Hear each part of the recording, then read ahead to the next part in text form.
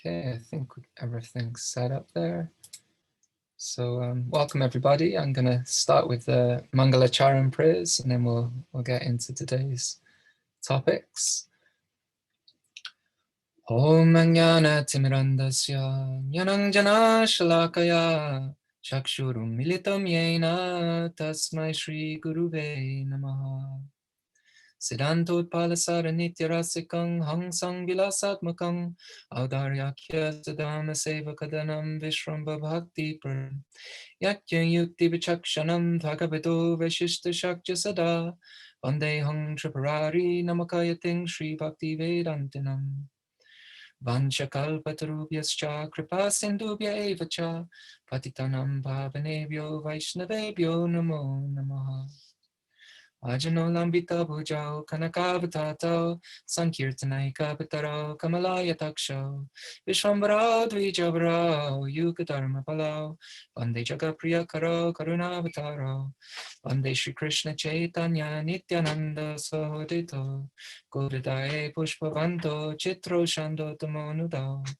Vandayang Shri Ramakrishna Abhaya Charana Sukhao Sukadao Paramananda Sundaro Subalo Priyo Hey Krishna Karuna Sindhu Dinabandhu Jagapate Gopesha Gopika Kanta Radha Kanta Namostute Tapta Kanchana Gorangi Radhe Vrindavaneshwari Rishabhanu Sute Devi Pranamami Hari Priye Vandana Karite Mui Kata Shakti Tari Tamo Buddhi Doshe Mui Dambamatra Kori Tatapi Mukera Bhagya Manera Ulas Doshakshami Modame Koruni Jatas. So, Hare Krishna, welcome back everybody. So we'll continue our series today. As some of you may remember, we started last week on the psychology of Vraj. So I'll give a brief recap as a primer before diving into today's topics. Excuse me. So you'll remember last time we tried to establish why the Vrajavasis psychology, the residents of Vraj, of Vrindavan, why their psychology is worth exploring in the first place. And so one aspect of them that we discussed was that they're the highest expression of selfless love. All scriptures point towards selflessness. And the Vrajavasis, they're the epitome of that. They're the perfect example of that, the topmost expression of that. So everything they do is only for the pleasure, and they give everything of themselves for him and to him. And so Vraj is a place where Krishna can truly be himself in every way, considering he is the center. So further to this, actually, there's no meaning to Krishna without the Vrajavasis, the residents of Vraj. Vraj, we could say, is the center of existence, from where all else gets its gradation. So to the degree that somewhere reflects Vraj and the selfless expression of love there, with the place where God takes the most pleasure, where he's most at home, to that degree, or to the degree that other abodes reflect this place, that's what gives these other abodes their status on the spiritual ladder, if you will. So we explored why Vraj is the center of existence. And ultimately, it is the Vrajavasis that's what makes Krishna the supreme personality of Godhead. You know, this famous quote from the Bhagavatam, Krishna's tu Bhagavan Swayam, in the first canto. So we discussed the four qualities that Srila Rupa Goswami says what make Krishna the supreme personality of Godhead, what makes him the most complete expression of God, or the heart of divinity, it's sometimes said. So the four qualities were Leela Madhurya, the sweetness of his playful pastimes; Prema Madhurya, the special sweetness of the relationships or the type of love that Krishna has with his devotees; Venu Madhurya, the sweetness of his flute playing; and Rupa Madhurya, the sweetness of his threefold form that attracts everyone. So we discussed how all these characteristics, they're inseparable from the Vrajavasis. And so there's no meaning to Krishna, the supreme personality, without the Vrajavasis. They all mark what God himself is all about, the reason for his existence, the reason for existence. So we also discussed how we've been given a great gift, because our whole process is one where not only are our selfish desires gradually removed from the heart through the powerful practices of bhakti, Vaidhi bhakti, but we also cultivate a desire at the same time to serve Krishna, especially in a similar way to the Vrajavasis. So even if we're in the early stages of spiritual life, in the sampradaya or the school, ultimately we are pursuing what's known as the Rag Marg. That is, we're following in the wave of that deep natural love that overflows from the Vrajavasis. So we may not have a refined taste right now, as we have a taste for so many other things in the world. And so we're considered ajata ruchi raganuga bhaktas, those without taste, or some of us at least, maybe not everybody here, but still we've been given a place on this path. And so through hearing about the Vrajavasis from the scriptures, we will realize more and more the sweetness of the love there and of themselves, and hopefully develop a greed for a similar type of love and for refining our own pursuit of a specific flavor of love by the grace of Guru and Gauranga.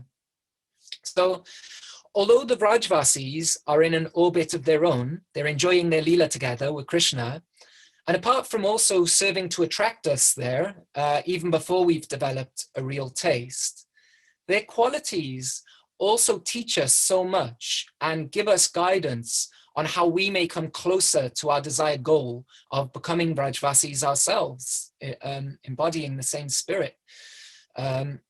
So in pursuit of that, in this series, we're going to explore 3 particular aspects of their psychology in the hope that they'll help us in our own bhakti sadhana.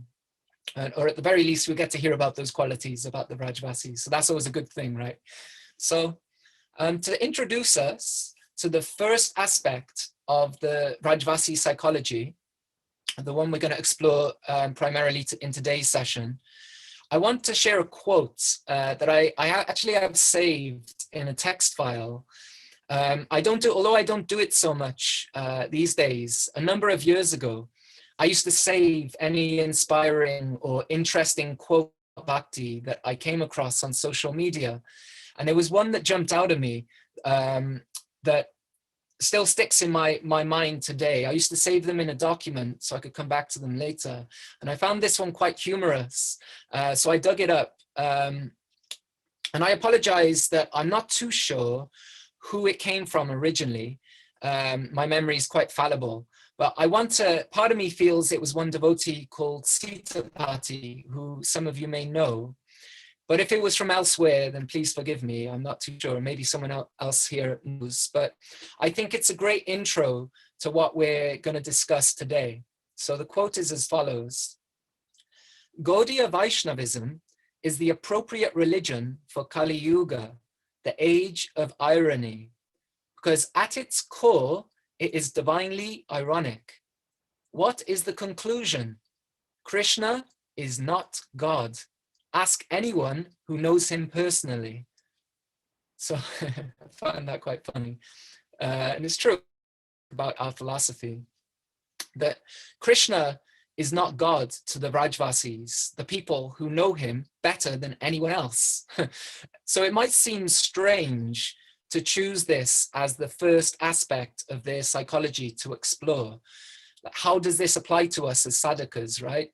It might seem like a sweet quality to relish, that the residents of Vraj, they don't see Krishna as God. They only see him as their friend, their son, their lover.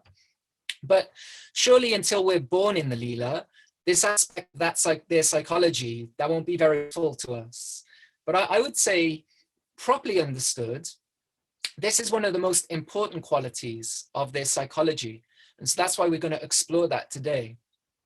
So before we get into this side of, or into the side of this quality of the Vrajavasis that we can draw from ourselves, we should explore the quality of forgetfulness of Krishna's Godhood within the Vrajavasis themselves, and what's really going on behind the scenes to have a better understanding ourselves before looking into what we can take from it ourselves. So to get us started and in the mood, I thought it would be nice to read a little bit of a pastime that expresses some of the aspects of the things we need to discuss.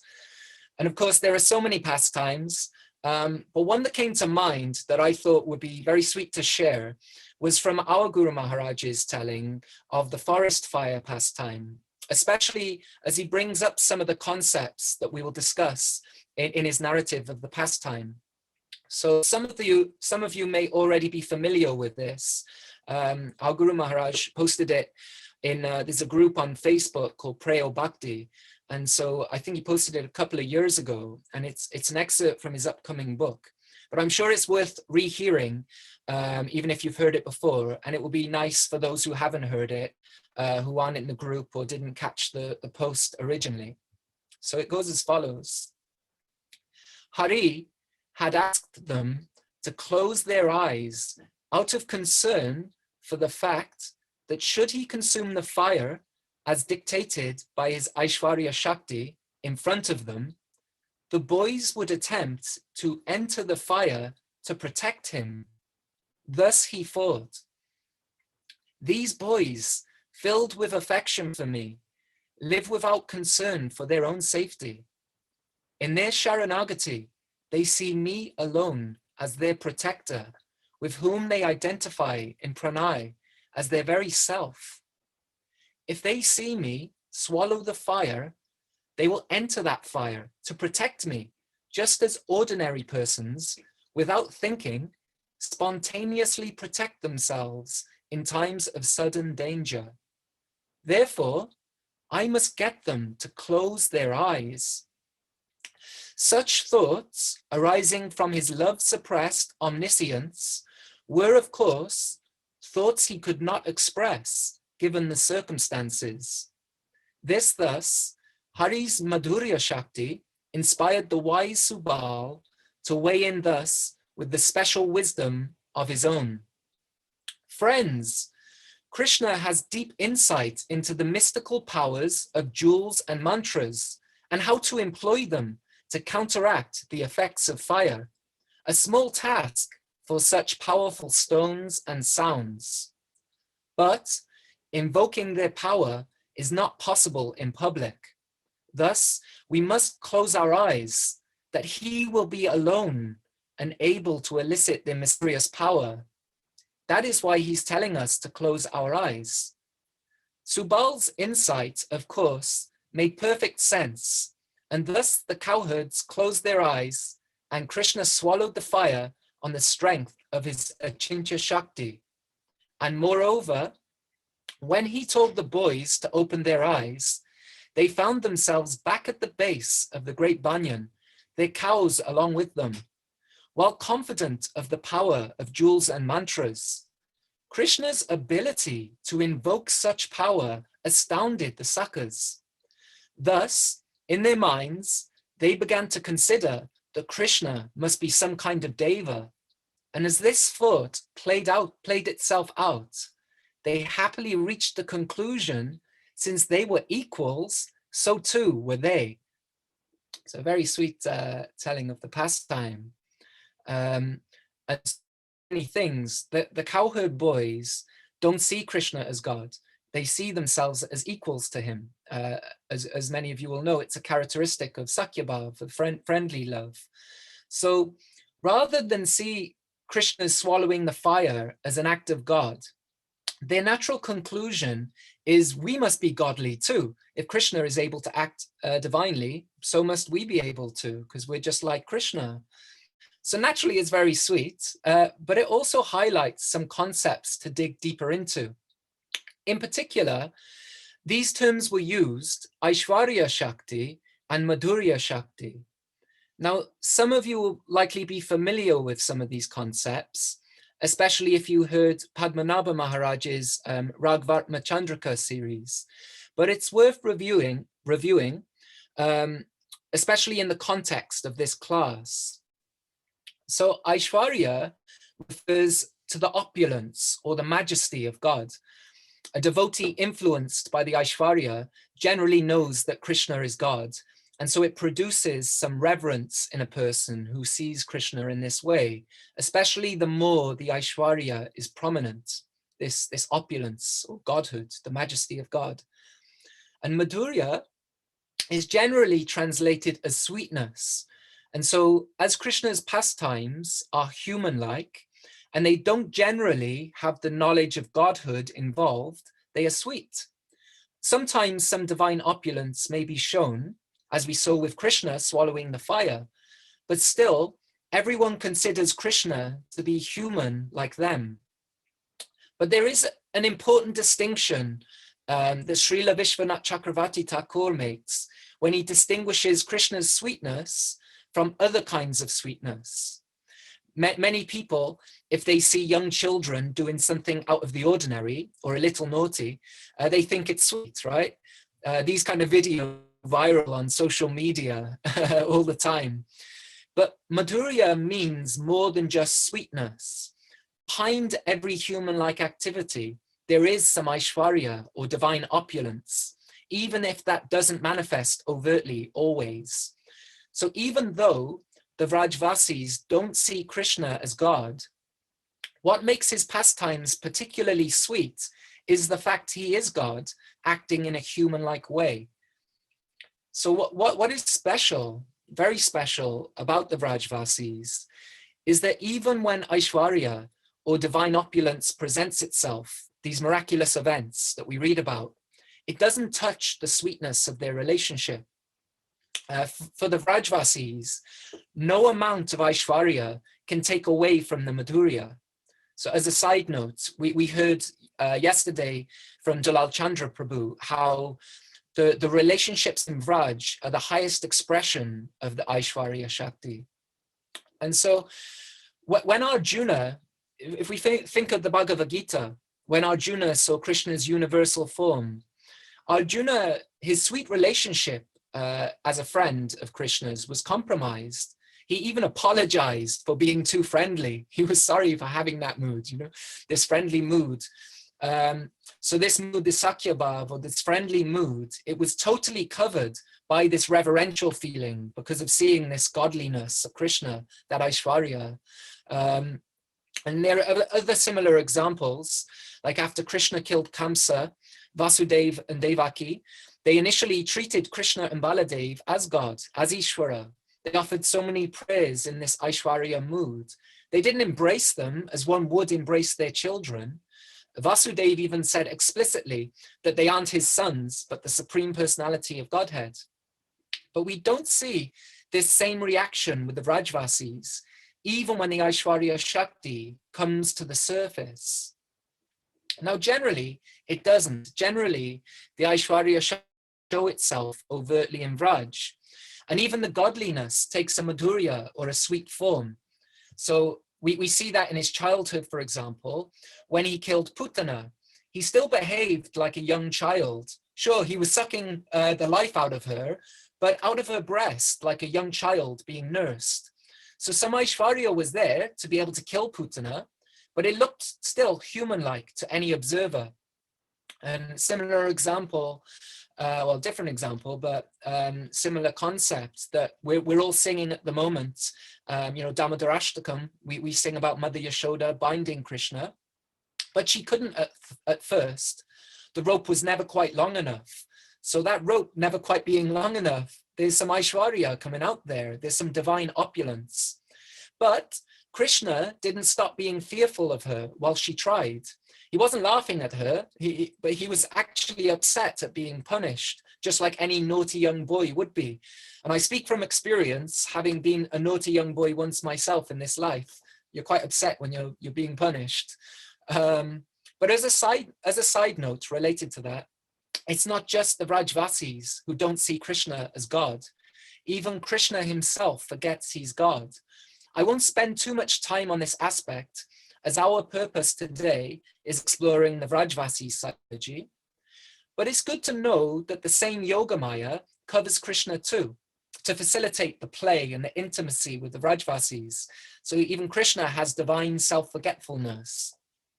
He himself doesn't think of himself as God, but genuinely is the son of Yashoda, the friend of Subal, the lover of Radha, and so on. His godhood recedes to the background.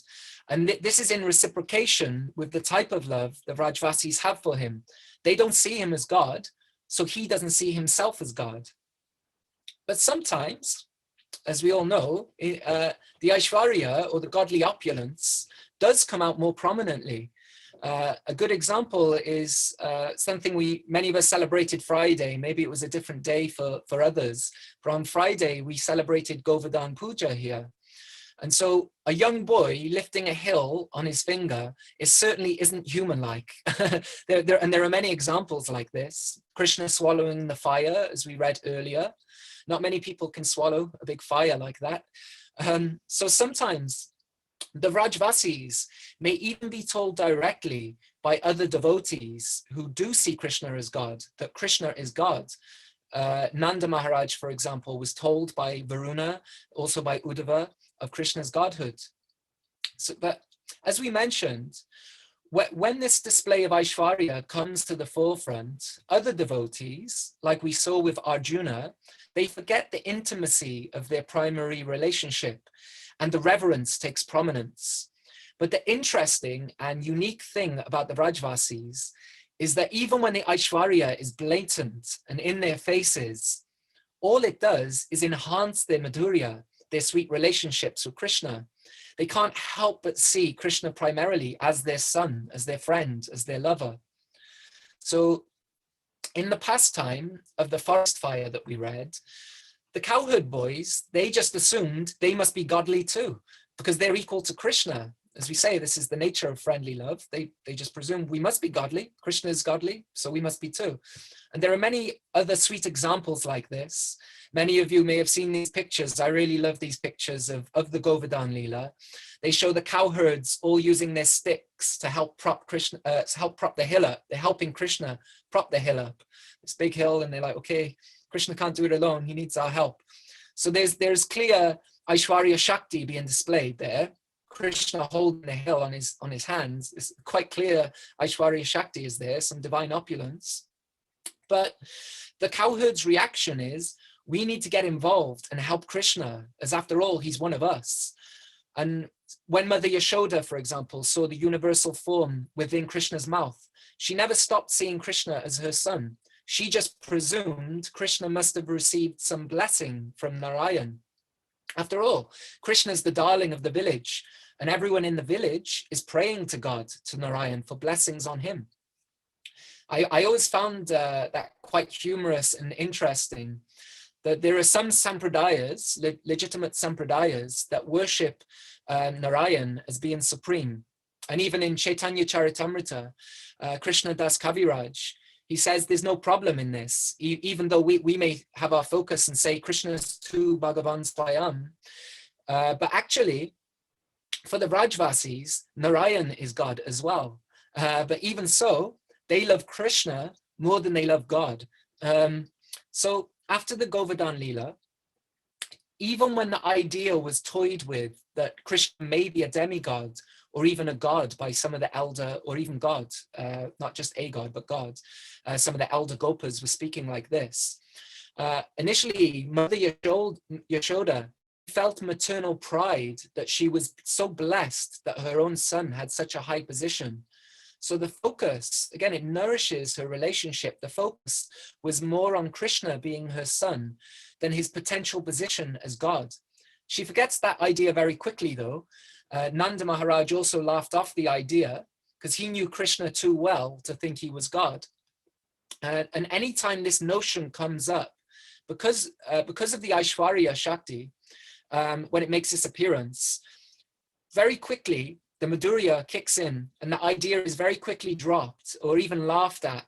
We heard this in the Brahmara Gita series, for example, how Nanda Maharaj, he responded sarcastically when Uddhava told him that Krishna was God.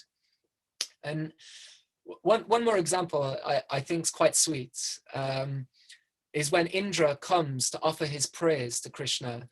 after the Govardhan Lila. And there's the Surabi cow there, and other demigods are there. They're all offering their respects to Krishna. And the cowherd boys, they didn't see Krishna as being God. And so even this incident, which clearly has a lot of Aishwarya involved, it still served to enhance their natural mood toward Krishna rather than take away from it. The cowherd boys, they took it in a humorous way, thinking, these demigods, they must be bewildered. And because of Nanda Maharaj's worship of Vishnu, this is how any power has been invested in Krishna. So even the cowherd boys mimicked the demigod's behavior. They were making all sorts of jokes, and they put on the jewels. So the demigods, you may remember, they gave Krishna so many jewels and ornaments and different things. And so they started to put these on. The cowherd boys put them on. And they just saw them really as strange people. And they laughed with Krishna about the incident. And they all danced home. They were decorated like the demigods. And then even when they got to the village, all the elder cowherd men and women, they just turned a blind eye to the new clothes. And even some of the cowherd boys, they were talking about how they'd seen a four-headed guy, an elephant, and so on. And they just turned a blind eye to all this. And again, it didn't take away from their mood. So the nature of their love is the Vrajavasis can never be overcome by knowledge of Krishna's godhood, even when he displays divine opulence or power. The primary moods of the Vrajavasis just become strengthened. Again, Krishna's their friend, their son, their lover. So the Madhurya Shakti is just too strong for anything else to rise above it. But it is important to know, from our perspective, that Aishwarya is underlying it all, that there has to be Aishwarya for there to be Madhurya. But what makes Krishna's activities so charming is that he is all-powerful, but acts as if he has no power, or even at times that some of his family and his friends, they have more power than him. So the Vrajavasis don't serve Krishna because he's God. They love and serve Krishna because they love him as one of their own. Their love is so strong, they have such deep feelings that it covers the fact that he is God. So Yogamaya facilitates this by providing a covering over them. They have such a real self-forgetfulness by the nature of their absorption in Krishna. But Krishna is God underneath it all. They have a sense of this, but their devotion isn't because Krishna is God, but because Krishna is Krishna. But again, we know underneath it all, there is Aishwarya in terms of knowledge of Krishna being the supreme. Again, that's not why they're doing him, but they have a sense. And so the evidence of that is when we see his associates come in Gaura Lila, for example. In Gaura Lila, they really know the tattva. The Goswamis wrote so many books, for example, about God, that we're still taking advantage of today. And we all follow in that sampradaya, or the school that they formed. So this Aishwarya aspect is important as well, even if it's not really prominent in the Leela. Srila Sridhar Maharaj, he gives a nice example of the US military's defense. So you don't generally see, if you go to the US, on the streets of the cities and these kind of things like tanks or fighter jets and all kinds of weaponry on the main streets of the US. It's all hidden underground. But if there's a war or something happens where there's a need to display that power, they could reveal it in a few seconds. But if it was there in full display all the time, people wouldn't be able to live very naturally or peacefully, if that display of power was in full sight at all times. So it remains underground. And the Vrajavasis, underneath it all, they have more understanding of Krishna's tattva than anyone else. But it's not very important for their real purpose in serving him. Their love for him is more important. But as we see in Gaura Lila, when the need to bring it to the surface is there, they have more than anyone else. And this is important for our purposes, as ultimately we want to follow the Vrajavasis. And this is the proper way to enter into forgetfulness of Krishna's godhood. We have to really understand and embrace fully Krishna being the center, the enjoyer, to be able to really selflessly give of ourselves to the extent that the Vrajavasis selflessly give of themselves to Krishna. So there's a nice quote I thought I'd read from a Q&A Sangha from our Guru Maharaj that I think's worth reading to highlight some of these points in a beautiful way. So it goes as follows. Sri Chaitanya Mahaprabhu emphasizes that prema is the prayojan, goal, and that it bears fruit in the realization of Krishna Lila. If one carefully studies Krishna Lila through the teaching of Sri Chaitanya, it will become clear that it speaks to us of self-forgetfulness in love. When self-sacrifice turns to self-forgetfulness, as it only can when the perfect object of love is the repose of our love, then Krishna Lila is realized. Love without reservation is possible only in relation to the ultimate shelter of love. Thus, our acharyas explain their experience of the Absolute as the supreme enjoyer, Krishnas tu Bhagavan Swayam. What is the nature of their experience? Through absolute giving and unalloyed love, one gains entrance to Krishna Lila, where knowing and loving are synonymous. One who truly embraces self-forgetfulness in love experiences Krishna Lila, the poetic love life of the Absolute. In this experience, all doubts and contradictions are resolved. So this is one thing we can take from the Vrajavasi psychology, that actually they truly know Krishna is God to the highest degree, even though ultimately they don't know he is God. They know he's the center. And we really need to understand he is God to forget that he is God. And this is one reason why the emphasis has been placed so much on this verse, this Krishna's tu Bhagavan Swayam verse in the Srimad Bhagavatam. So it's verse 1.3.28. It says as follows. Ete changsha kala pungsa Krishnas tu Bhagavan Swayam indrari vyakulang lokang mritayanti yuge yuge.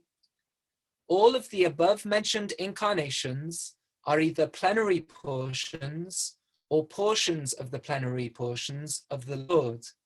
But Lord Sri Krishna is the original personality of Godhead. All of them appear on planets whenever there is a disturbance created by the atheists. The Lord incarnates to protect the theists. And although I've not studied it in depth myself, I've heard a few times that in his Krishna Sandarbha, Srila Jiva Goswami cites over 300 points from the Bhagavatam to confirm this point, this Krishna's tu Bhagavan Swayam, that Krishna is the origin of the Godhead. And as we discussed in the first session, to give completely of ourselves, we need to find the right recipient. And the Vrajavasis give themselves so much. Their serving ego is developed to the highest degree. So to attain Vraj Bhakti, we must understand that Krishna is the source of all divinity. And the more we understand this, we will see all other manifestations of God and existence in general, in all his energies and so on, all in relation to Krishna. And I think it's important to note that this doesn't necessarily mean in an intellectual or scholarly way. That might be there according to one's capacity. But our practice is meant to help like a paradigm shift. So we want a paradigm shift from one where we're the center to where Krishna truly is the center, as he is in every single way in Vraj.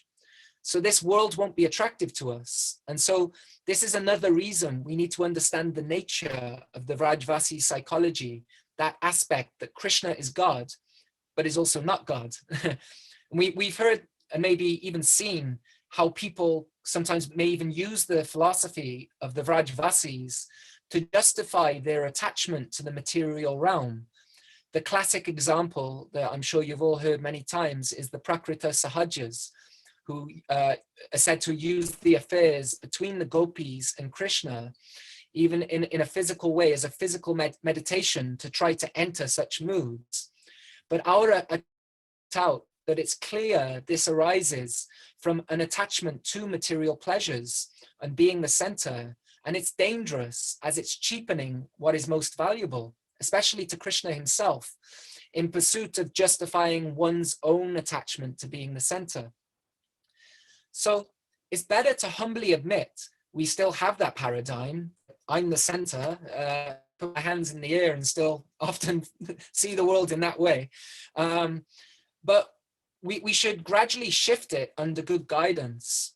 And so we see warnings about entering into places we aren't qualified and so on.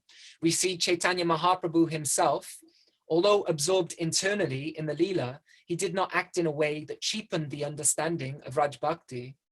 So it's important to have the perspective from a point of view of tattva, for example, in this example, that the gopis are his own potencies, or Krishna's own potencies, they're God's potencies, and eternally belong only to him. And just as we should understand Krishna's tu Bhagavan Swayam, just as the Vrajavasis do, ultimately underlying it all, we should also understand the Vrajavasis properly in relation to Krishna, so that we'll have a proper approach and a proper attitude toward them. Our Guru Maharaj posted an article on the Harmonist website a year or two ago called Ahobagyam, Ahobagyam. And it's another excerpt from his forthcoming book. It was an accident that I had a few of these quotes, but they fit so well. So we're quite excited for that. And I recommend the whole article. You can find it on the Harmonist, Ahobam, Ahobagyam. And it's giving an in-depth explanation of a verse from the Bhagavatam, where Brahma is offering his praise to Krishna after the Brahma Vimohan Leela. So it goes, Ahobagyam, Nanda Gopa Vrajaukasam, Yamitram Paramanandam, Purnam Brahma Sanatanam. How fortunate Ananda Maharaj, the cowherd men, and all the other inhabitants of Rajabhumi. There is no limit to their good fortune, because the absolute truth, the source of transcendental bliss, the eternal supreme Brahman, has become their friend. So it's very beautiful. But one of the main points brought out about this verse is it shows the proper approach as we try to become Vrajavasis ourselves. We should understand their position, and knowing it to be such a great ideal, show proper respect to it.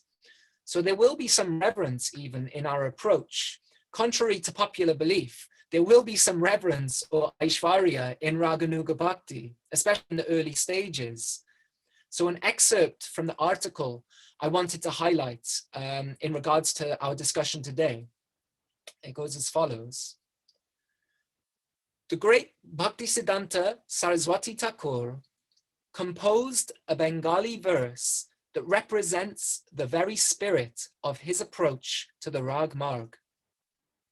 The occasion for its composition was the building of the famous Bhag Bazar Gaudiya Math, an opulent for its time marble temple constructed in Calcutta. His disciples, like materialists, concerned themselves with raising funds and all of the mundane activities surrounding the construction of the temple.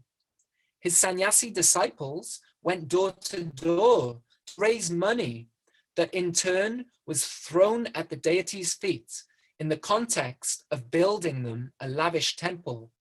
Rag Marg deities, Sriman Gaurasundar and Radha Krishna. The spirit of this seva was reverential worship, not of Narayan, but rather reverential worship of the Rag Marg itself, with the idea that sadhakas giving proper respect to this highest of ideals would in turn cause its ragatmakas to take notice of them and give them entrance into this realm, crossing over such reverence. Below, I cite the Thakur's Bengali verse, followed by a translation of the verse that includes an explanation of its implications. Matala Harijana Vinaya Raige, Pujala Ragapata Gaurava Baige. Devotees, reveling in the intoxication of offering the desirable things of this world in glorification of and with reverence for the ideal of Rag Marg Bhajan, will thereby remove all worldliness from their hearts by such divine savor, and in turn, their reverence will be broken as actual Rag Marg participants, Rag Atmakas, attracted by their attitude, will reach down and bring them within their fold. So, in discussing the aspect of psychology that they don't see Krishna as God, the main thing I wanted to draw out for today was that to see in a similar way, we do need to see Krishna as God. We need to have some Aishwarya, and underlying the Vrajavasis Madhurya is their Aishwarya. This is what makes Madhurya Madhurya. One needs to see Krishna as God, or the center, to the highest degree before they can really forget he is God. That said, I think there is something else that we can take from this quality of the Vrajavasi psychology. Although we need to learn and embrace the implications of Krishna's tu Bhagavan Swayam, and we're all likely in that process at the moment, we're gradually having our paradigm shifted by the grace of Guru opening our eyes, filling the heart with transcendental knowledge, purifying our consciousness by the words emanating from his lotus mouth, as Srila Narottam Das Thakur says. But although we need this aspect, it's still important to remember, especially in pursuing the psychology of Vraj Bhakti, that Krishna is more than God as well. The God is an aspect of Krishna, as Padmanabha Maharaj likes to bring out. So even in early stages, I would say we shouldn't forget the fact he is our dear friend. And this is true no matter of our long-term prospects in terms of bhava or flavor of relationship. Kind of relationship one is pursuing with Krishna, he is the friend of all. So we should develop a real feeling for this. Srila Prabhupada, or Bhaktivedanta Swami Prabhupada, he often emphasized these 3 points from the 5th chapter of the Bhagavad Gita. If you'll see in many of his purports, even many of his conversations and so on, he often emphasized 3 points. That Krishna is the supreme enjoyer, Krishna is the supreme proprietor, and Krishna is the supreme friend. So the verse in the 5th chapter, it's the end of the 5th chapter, verse 529, says, knowing me to be the enjoyer of the results of sacrifice and austerities, the great controller of the entire world, and the friend of all creatures, one quickly attains peace. And our Guru Maharaj, Bhaktivedanta Swami Tripurari, he writes in his purport to this verse, Krishna is the enjoyer of the results of sacrifices performed by ritualists, yajna. He is also the enjoyer of the results of austerities performed by jnanis, tapasam. He is the Paramatma, Sarva Loka Maheshwaram. He is the Paramatma of the world in the eyes of the yogis and reverential devotees.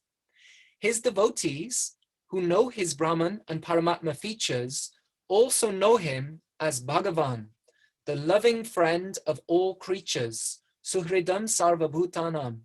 Thus, after describing the practice of meditation and mystic yoga in brief, here Krishna further identifies the indwelling supersoul and overseer of the material world, Paramatma, who is the object of the yogi's meditation, with himself. Previously, he identified himself with Brahman, the object of the jnani's attainment. Here, for the first time in the Gita, he also indicates that he is Bhagavan, the loving friend of his devotees, and that the karma yogi, whose appropriately God-centered yoga turns to loving devotion, bhakti, will attain him. To know him as one's dear friend is to be in a better position than to approach him for material gain, liberation, or even dutiful devotion. For the results of all these and more easily attained by one who becomes the intimate friend of the one who owns and controls all, the rightful enjoyer of all sacrifice and austerity, God himself. We are not the rightful enjoyers of anything, nor the controllers of anything, much less the entire world. However, we can be on intimate terms with the one who is. What then could be lacking for us? So we've touched upon the enjoyer and controller aspect to some degree already in discussing the importance of knowing Krishna is God. But the knowing he is the friend is another aspect where we can apply the Vrajavasi psychology, not in that we forget he is God, but we remember he is more than God. So even this sakyam is an anga of bhakti, not sakya as in sakya ras, but sakyam.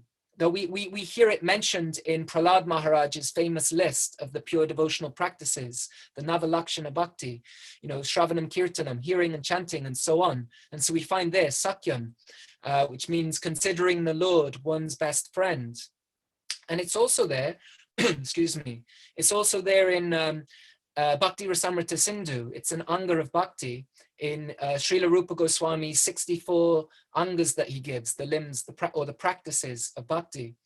So in verse 12188, he says there that there are two types of this sakyam, trust and being friendly. Trust and being friendly. Now, I don't intend to discuss this thoroughly in the interest of time. And it's also worth noting that in the fullest sense of these angas, it may not be possible for us to fully embrace, as if you study the commentaries, you'll see that they're very high expressions. Even siddhas are usually used as examples. And Srila Rupa Goswami even says later on in 12198, friendship and offering the self and body are rare because of the difficult execution during the process of sadhana. However, some wise men have considered that these two qualify as part of sadhana. So this section would be great to get deeper into, maybe another time.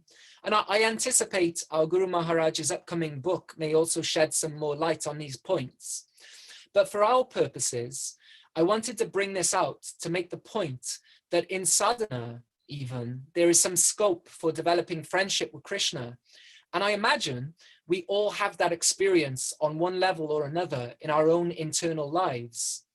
We may not be strictly practicing the anga as described by Srila Rupa Goswami, at least based on the commentaries and its rarity, although I guess that's something worth exploring another time, because you could say it's rare, but rare in relation to what?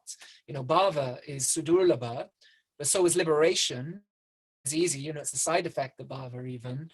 And it said a pure devotee is rare, but then even someone aspiring for pure devotion is rare. But as we know, even in this world, even to be a devotee of any kind is rare relative to the world. Now, I wouldn't want to overstep and say that it does apply in our case, especially when you read the commentaries. That might be a good question for the Sunday call sometime to ask Guru Maharaj to explore that. But I would say that we can embrace the spirit of it in the way we see Srila Prabhupada emphasize this over and over, quoting from the Gita, that we certainly can see Krishna as the supreme friend, Suhridam Sarva Bhutanam. Whereas the other two qualities in the verse relate to Krishna being the center, we can also see him as more than that. We all likely have that experience, right, of pouring our heart out to God.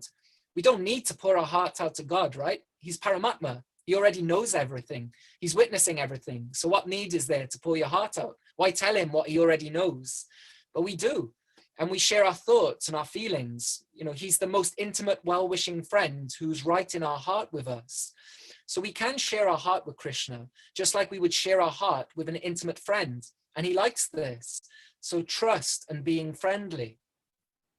And our Guru Maharaj, he sometimes talks about an aspect of sadhu sangha being us all getting together at the end of the day and sharing our failures.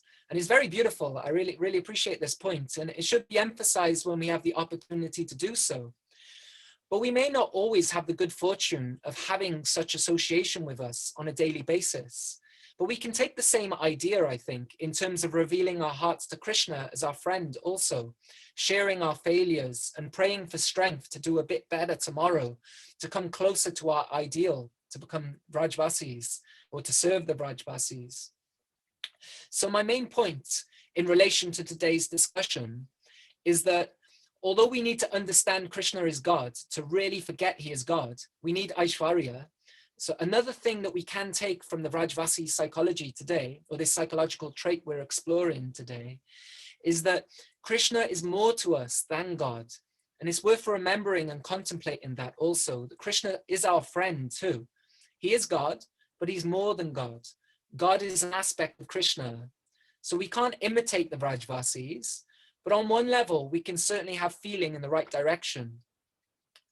So with that, I'd like to thank you for your time and open up. I welcome any discussion, corrections, or questions on what we discussed today.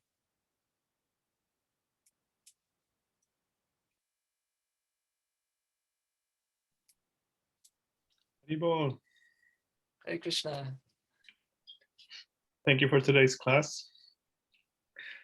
It's edifying as usual.